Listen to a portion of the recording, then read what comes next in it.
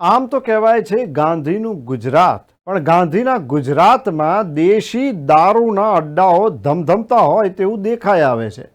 અમદાવાદના કૃષ્ણનગર વિસ્તારમાં આવેલ દેશી શરાબનું વેચાણ ચાલી રહ્યું હોય તેવું દેખાય છે.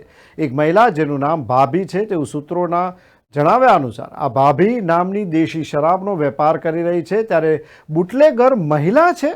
ત્યારે આ અડ્ડા ઉપર પોલીસ પ્રશાસનની રહેમ નજર છે કે કેમ?